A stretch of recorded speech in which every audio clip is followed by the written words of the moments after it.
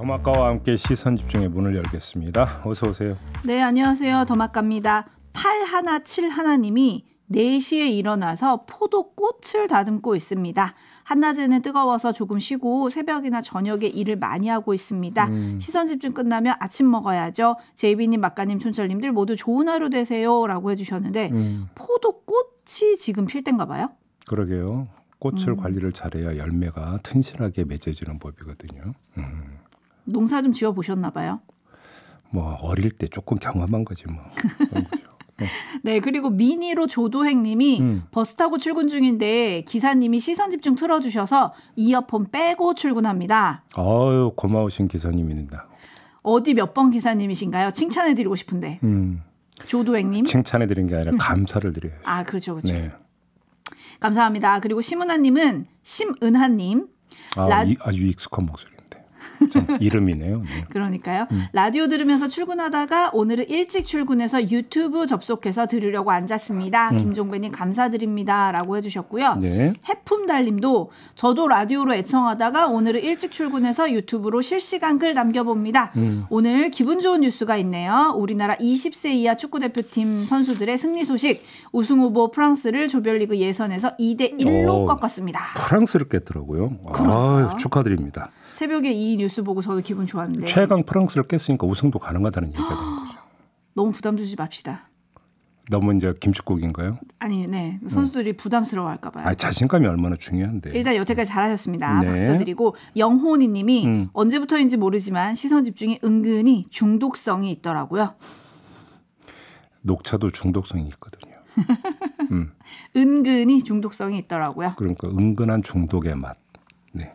이제 빠져드신 거죠? 그렇죠. 매일매일 함께 하시면 되고요. 몇 명에게 전파해야 된다고요? 10명이요. 네, 영호니님 10명에게 전파도 부탁드리겠습니다. 네. 뉴스와 분석이 함께하는 JB타임즈 오늘 주목할 뉴스들 챙겨드리겠습니다. 첫 번째 주목할 뉴스 어떤 건가요?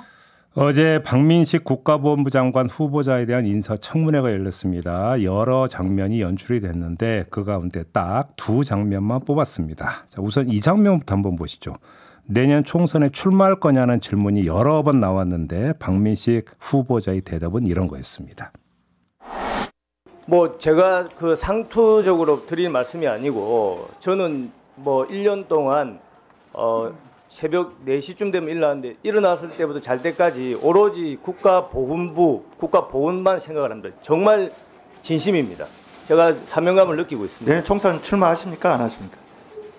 그거는 뭐 정치적인 거를 제가 뭐 이렇게 생각해 볼 그동안의 겨를이 없었습니다. 네. 거의 비슷한 질문이 여러 번 나왔거든요. 그럼에도 불구하고 총선 출마하지 않는다는 명시적인 답변을 내놓지 않았습니다. 이게 뭘 뜻하는지는 뭐 굳이 해석하고 말 거 없는 거 아니겠습니까? 총선에 출마할 생각이 있다고 해석할 수밖에 없는데요. 이렇게 해석하고 난 다음에 다음 장면을 한번 연결해서 봅시다. 이승만 기념관 건립 문제에 대한 답변인데요. 들어보시죠. 이승만 기념관 건립이 추진돼야 한다라고 말씀하셨는데 이게 후보자의 주관적인 의지입니까? 뭐 제 개인적인 소신은 그 부분은 확실합니다. 네, 이 두 장면을 연결시키면 뭐가 남나요? 자, 이건 뭐 수학 수준도 아니고 산수 수준인데요. 이승만 기념관이 총선에 도움이 될까요? 안 될까요? 박민식 후보자 입장에서. 어차피 총선은 진영 대결인데다가 단 한 표라도 더 받는 쪽이 승리하는 거 아니겠습니까? 따라서 선거운동의 기본은 집토끼 호소 전략인데 박민식 후보자가 총선에 출마한다면 박민식 후보자의 집토끼에 이승만 기념관 건립은 꽤 큰 이슈로 다가가지 않겠습니까? 그러면 그 자체가 박민식 후보자에게는 하나의 호재가 될 수가 있다. 이런 것이 될 텐데 관심사는 총선 출마 전 6개월짜리 장관직을 수행하는 동안 립 서비스에 머물 것이냐 아니면 어떻게든 추진 윤곽을 잡아놓고 첫삽을 뜨느냐. 그래서 자신을 3파로 이렇게 홍보할 수 있느냐. 결국은 여기에 달려있는 문제인 것 같다. 이런 이야기가 되겠죠. 네, 뭐 거듭된 총선 출마 여부를 묻는 질문에 박민식 후보자는 끝까지 이렇게 얘기하더라고요. 국가보훈부 승격, 안착만 생각하고 있다. 뭐 승격이 이미 됐고요. 법이 개정이 됐는데. 안착? 그러니까 안착을 하려면 좀 길게 그러니까 좀 지그시 이제 좀 다져야 되는데 총선 출마하면 6개월짜리 장관이거든요. 아, 이제 빨리 뿌리 내리기를 하겠다고 이런 뜻으로 해석을 해야 되는 걸까요?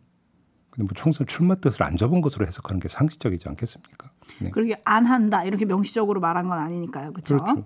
네, 뭐 이외에도 청문회에서 여러 쟁점이 등장을 했는데 그 내용은 잠시 후에 청문위원으로 함께했던 박용진 의원과 좀 짚어보도록 하겠습니다. 네. 계속 시선 집중해 주시고요. JB타임즈 다음 주목할 뉴스는 어떤 건가요?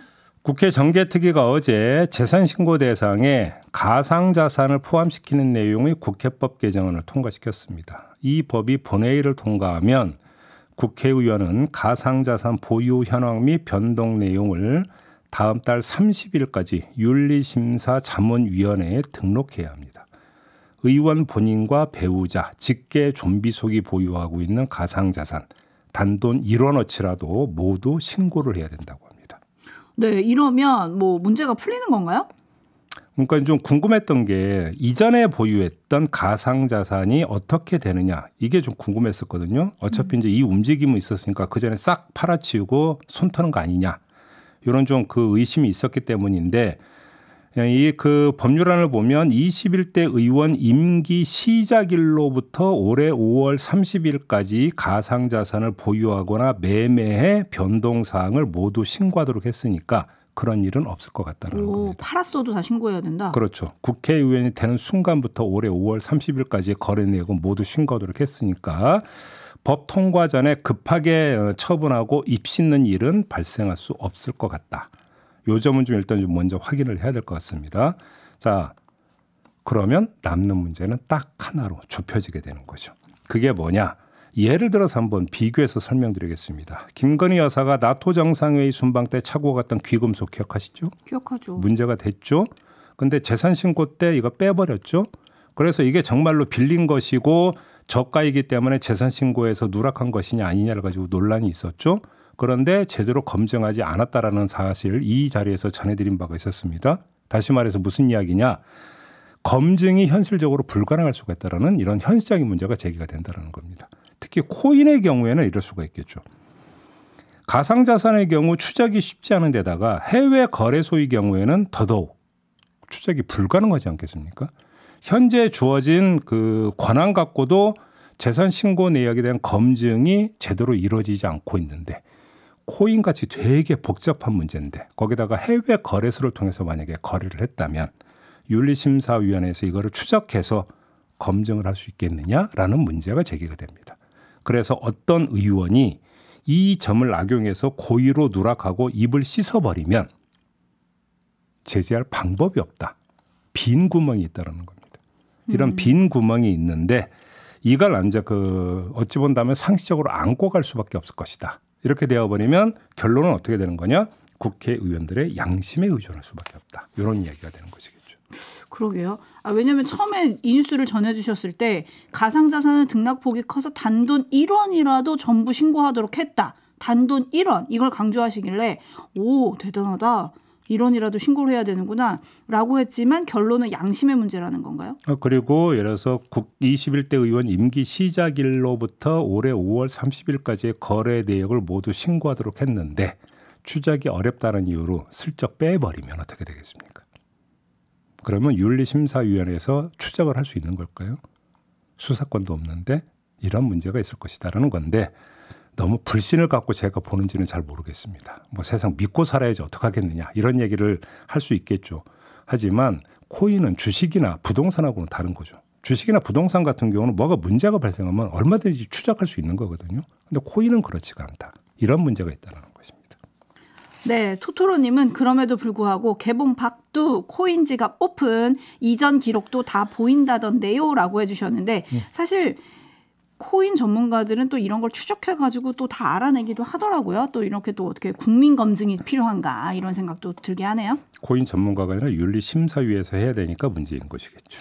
네, 전세 사기 특별법도 여야가 드디어 합의를 봤죠? 그렇습니다. 여야가 국토교통위 법안심사소위에서 통과시켰는데요. 특별법 적용 대상이 되는 보증금 기준을 5억 원까지로 올렸고요.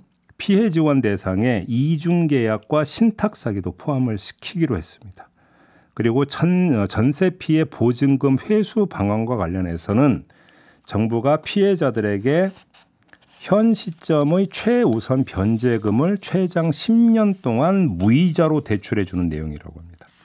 하지만 정부가 보증금 채권을 매입을 해서 선구제 후 회수하는 방안은 형평성 문제 등이 있어서 안 된다라고 하는 정부 여당의 완강한 입장 때문에 이번에는 포함되지 못했다고 합니다. 어떻게 평가해야 할까요?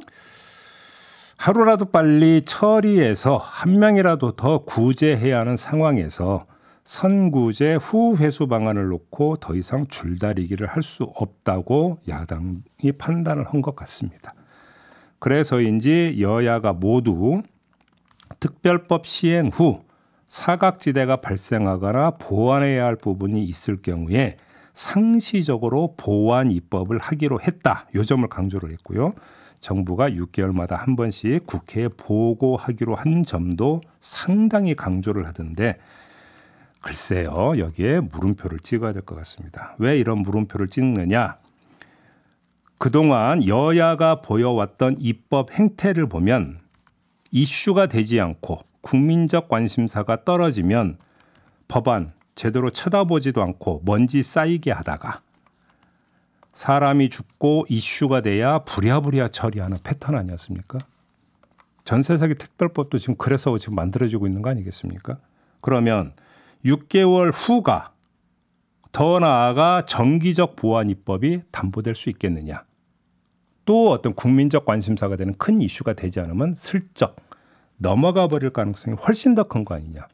경험치기 기초해서 본다면 이런 얘기를 안 할 수가 없는데 오늘 이상하게 국회에 대해서 뭔가 불신을 깔고 제가 지금 계속 말씀을 드리는 것 같아서 죄송하긴 합니다. 네. 그러게요. 근데 사실 그 지적도 틀린 게 아닌 게요. 제가 그래서 이 사건이 언제부터 시작이 됐나 조금 뉴스들을 돌아보니까 사실 빌라왕 기억하시죠? 네. 빌라왕 사건 등 전세 사기 사태가 발발을 한 게 지난해 7월이에요. 그러니까. 대통령이 관리책 마련을 지시를 했죠.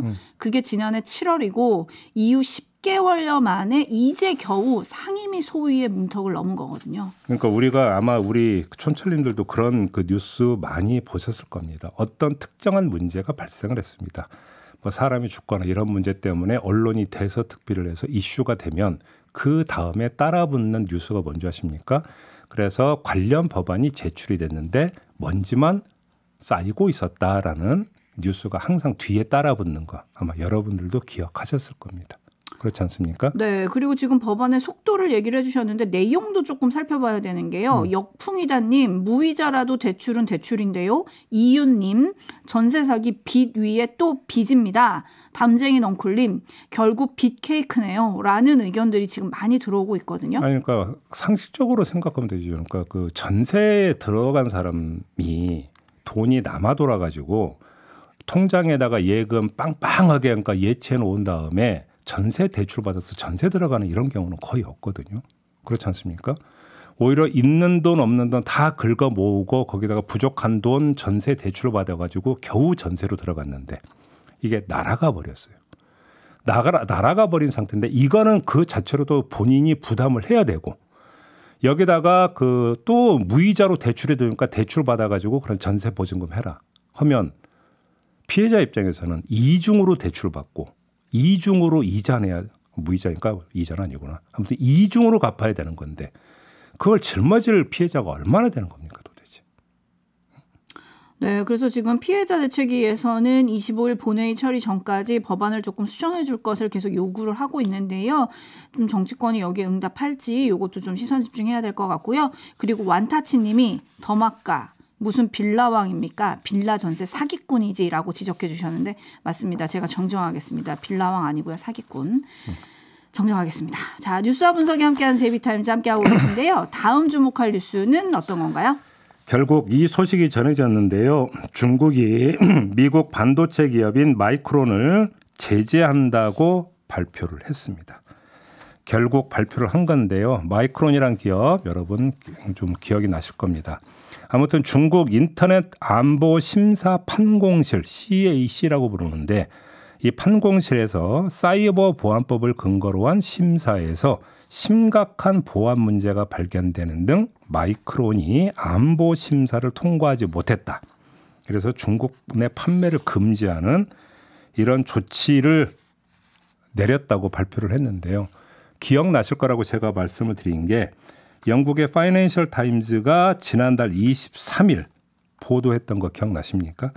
미국 정부가 중국이 마이크론 반도체 판매를 금지할 경우 삼성전자와 SK하이닉스가 대신 반도체를 팔지 않게 해달라고 한국에 요청했다. 네. 이런 요지의 보도 기억나시죠? 기억나죠. 어떻게 이런 요청까지 할 수 있느냐라고 국내적으로 잠깐 논란이 됐었는데 이때 미국 정부나 우리 정부나 공식적으로 확인해 준 바가 없었습니다. 근데 확인을 그렇다고 부인한 적도 없었습니다. 그런데 아무튼 그게 이제 다른 현안이 불거지면서 살짝 물밑으로 가라앉아 있었었는데 이게 중국의 제재 발표로 이제 다시 수면 위로 떠올랐다. 이런 이야기 되는 거잖아요. 마이크론은 중국 내 지금 수출액이 33억 1천만 달러 정도가 된다고 합니다. 주로 메모리 반도체인데 우리 반도체 업체의 주력 품목이 바로 메모리 반도체 아니겠습니까? 근데 이거에 대해서 중국에서 판매하지 않도록 해달라고 했고 만약에 우리 정부가 미국 정부의 요청을 받아들여서 삼성전자나 SK하이닉스에 정말로 그렇게 요청을 하고 그래서 두 기업이 그거를 따르게 된다면 어떻게 상황이 흘러갈 것인가. 지금 이걸 봐야 되는데요. 관련해서 마오닝 중국 외교부 대변인이 어떤 그 논평을 내놓은 바가 있냐면 파이낸셜 타임스 보도 그 내용과 관련해서 이걸 협박이라고 규정을 했어요. 이걸 협박이라고 규정을 하면서 시장 경제 원칙과 국제 경제, 무역 규칙을 엄중하게 위반하고 글로벌 산업망과 공급망 안정을 파괴하는 것이다. 이렇게 규정을 했거든요. 그러면 중국도 어떻게 하겠다? 가만히 있지 않겠다. 이런 뜻이 되는 건데 간단히 이야기를 하면 중국의 제재 조치 자체가 미국이 안보를 이유로 화해를 제재하고 이런 적이 있었잖아요. 그거에 대한 맞대응 카드이기 때문에 결국은 우리나라, 우리 기업이 어떻게 되는 거죠? 고래 싸움에 끼어버렸다. 이런 이야기가 되는 거겠죠. 네, 지금 영수님이 고래 싸움에 새우등 터지는 상황이 안 나오길 바랍니다라고 해줬는데 지금 또 외신들 보도를 보면 중국이 마이크론을 첫 제재 대상으로 삼은 거는 마이크론의 기술이 경쟁사인 한국 삼성전자와 SK하이닉스 칩으로 쉽게 대체가 될 수 있기 때문이다. 그리고 또 삼성전자와 SK하이닉스는 마이크론과 달리 중국에 공장을 두고 있다. 뭐 이런 지금 전문가들의 멘트를 외신들이 전하고 있거든요. 네. 그럼 중국은 우리와의 뭔가 우리에게 보내는 시그널도 있는 거라고 지금 해석을 해야 되는 건가요? 미국 따라가지 말라는 얘기죠. 이게 왜 그러냐면 지금 그 중국의 이런 제재 발표가 딱 시점이 언제냐면 G7 정상회의가 끝나고 난 직후예요. 그러니까요. 그리고 G7 정상회의에서 중국에 대한 메시지가 발표가 된 바가 있지 않습니까? 이거에 대한 맞대응 카드로 딱 날짜까지 딱 맞춰서 G7 정상회의 끝나고 발표를 했다는 것은 뭐냐면 어떻게 되겠냐? 맞대응하겠다는 뜻이 되는 거잖아요. 그러면 중국이 유연한 입장을 보일 것인가? 그렇게 보기가 힘든 게 어제 한중 외교부 국장급 회의가 열렸습니다. 이 국장급 회의 끝난 다음에 중국 외교부에서 발표가 어떤 거였는지 아십니까? 중국 핵심 관심사에 대한 엄정한 입장을 표현했다.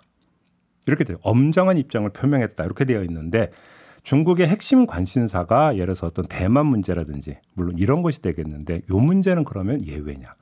이걸 따져봐야 되는 것이죠. 네, 근데 어제 또 김태우 국가안보실 1차장이 YTN과 인터뷰를 했더라고요. 중국과 전략 대화를 논의 중이고 한중일 정상회담도 추진한다. 또 이런 입장을 밝혔더라고요. 그러니까요. 자, 거기서 문제를 풀 수 있는지 이건 좀 지켜봐야 되는 문제인데 그 전에 먼저 미국의 요청대로 우리 정부가 그러면 삼성전자나 SK에게 팔지 말라고 할 거냐. 이것부터 좀 확인해 봐야 되는 것이죠. 마무리하겠습니다. 더마카 수고하셨어요. 고맙습니다.